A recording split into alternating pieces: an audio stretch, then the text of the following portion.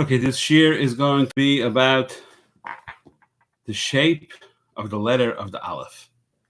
As you know, every letter has a unique shape. And Rabbeinu Shalom Ritzaynai set up the shape of every single ayat in a very specific way. Nothing obviously is random. Nothing in the entire world is random. So the question is, what is the shape of the letter of the Aleph trying to show us? So if you take a look at the Aleph, obviously the only thing that really counts are going to discuss is the way the Aleph appears in the Sefer Torah. So the first thing that comes, which is fairly obvious, and most people know, that the letter Aleph is made up of a Yud on top, a Vav, and a Yud on the bottom. The significance of there being a Yud, a Vav, and a Yud is that Yud, Vav, Yud is Gematria 26, which is the same Gematria as Shem Havaya. So the Aleph is being miramis to us, Shem Havaya.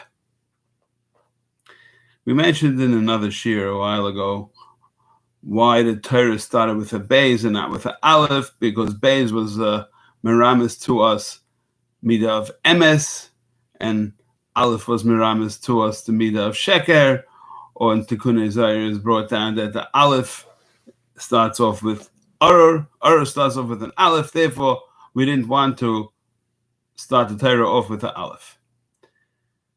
Question, obviously, is if the Aleph, and we mentioned this before, if the Aleph is miramis to us Shem Havaya of 26, of course you should want to start off the Torah with it.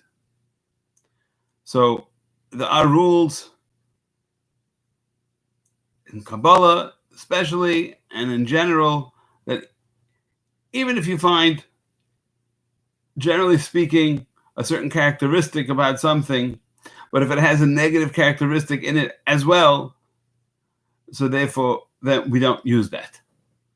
And the perfect example will be the letter Aleph, even though it has a characteristic of Shem Havaya in it, which puts it all the way on top. However, since it has a negative connotation of that it represents the word Urur, so therefore we don't tend to use it, as opposed to the word letter bais, which represents the word Baruch. So, on that vein, we're going with the part that the Torah starts with an Aleph. Excuse me, the Torah does not start with an Aleph, but the Aleph represents HaKadosh Baruch Hu. What part of the Aleph represents HaKadosh Baruch Hu? As you know, Aleph, the word Echad, the word Anochi, all start off with the Aleph, all coming to tell us, to teach us that Hashem Echad, Ushmai Echad. Now, if you look at the letter of the Aleph, which we said a minute ago was the Yud, Vav, and Yud, you'll also see that it represents all the 10 spheres. Without going into all the details, just to mention it briefly, that there is a tag of the Yud, it has a little thingy on top, which is barely noticeable. That represents Keser. And Keser, as we know, is barely noticeable in our world because it's very, very high up. And it's in a level of machshava that we can barely attain, or we basically cannot attain in this world. So therefore, it's there to teach us that it's there, but it's not recognizable. Then there's the Yud itself, the block of the Yud, which represents Chachma. And then there's the little attachment line from the bottom of that Yud, which leads you to the long Vav, which is representative of Bina, which is coming to show you how Bina, which Hashem created the world with Bina, which is representative of Shem Elokim. And this is what we say, that Nashim have a Bina Yisera. Pasha Pshat, it means that they have more of an understanding, but we certainly do not disagree with that. but there obviously has to be a deeper meaning to it. And the deeper meaning is that this midah of bina is where everything started from. The Lashon Chazal is that dinim misarin minei, dinim started from there.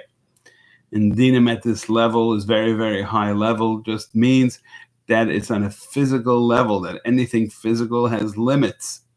And anything that has limits is from midas hadin. Anything that is ruchni doesn't really have limits. The only limits that there are is a limit that's much, much higher. As you know, you can see much, much further in thought than you can see physically. I'll quote a famous cousin of mine, Shlomo Kalbach. He always used to say, if you open your eyes, how far can you see? You can see for a mile, 2 miles. If you're closing your eyes, you can see from one end of the world to the next.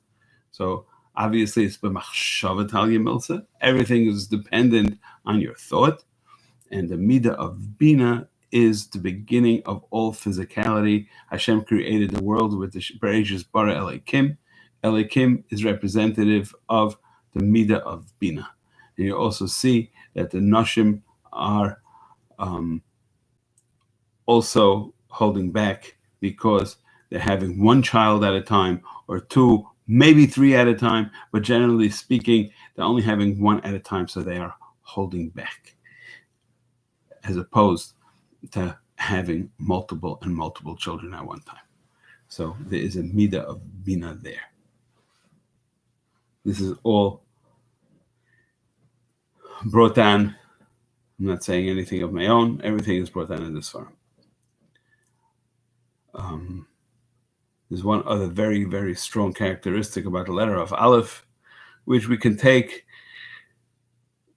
in our daily lives. Every person goes through certain trials and tribulations in their life. And the only thing that they can turn to help their situation, really their situations are always good, just we don't always see it. Sometimes the things that we suffer in this world is just a preparation for the world to come. As David HaMelech told us, Eitcha Hashem ki anaftabi. Thank you, Hashem, for causing me tzar, because it's giving me payment and something to look forward to in the world to come. However, us humans cannot deal with and do not want any Yisurim or anything like that in this world. So therefore, we don't realize or appreciate the things, even though they are really good, but from the way it looks, they are not good. So if you take the letter Aleph and you turn it upside down, it still looks the same. Coming to show you that when a person's world is turning upside down and things seemingly are not going the way they should be, it's really all the same for you, even though it doesn't feel the same, because the one above who is holding on to you, who loves you, who takes care of you, who gives you every second of your chiyus that you're supposed to have, obviously, Ribono Shel Olam. So he is the one that turned it up for us, and he is the one who is there when things are going good, and he is the one who is there when things are going not as good. I don't say the word bad because bad doesn't exist by anything that relates to Kodesh Brichu. It's a preparation for the Asad Lavai, the Kolman, the Avid Rahmana, the Tavavid. Famous word that everybody says Rosh Hashanah time. Why do we say what's wrong if it's just Taiva? Why does it have to be sweet also? The answer is very simple, that if it's good, it's good. But we don't always see the good. In order for us to see the good, it has to be sweet. So therefore we ask Hashem, please make this year, it should be sweet as well. There are many more characteristics of the Aleph, but I'm not going to list all of them obviously now. But one other characteristic of the Aleph is you see the extreme love that Ribono Shel Olam has for Klal Yisrael, and that is just like a mother is loving her child, her newborn baby.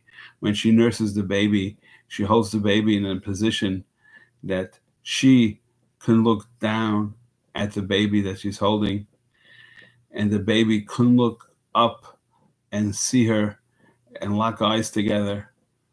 And if you look at the letter Aleph is very similar in that vein. You see that the Yud on top of the Vav representing the mother, Vav representing the baby that's being held, and Yud representing Kochabrichu. They're both looking at each other in both ways, that the love is extended from child to mother and mother to child in an equal way. And that is all represented in the letter Aleph. And the key here to remember is, as I mentioned a minute ago, that no matter which direction you turn, whether you're straight up or upside down, the Aleph, which represents Hashem Echad, is always, always going to be with me. And you see it when a person is standing straight up as a live person, or when a person is laying on his back in the caver and he's looking up to Hashem. He's not looking anymore because he's not alive anymore, but his neshama is still vibrant, and Hashem is watching him and creating him and guiding him through every step that he takes. On that note, we will end this shir for now.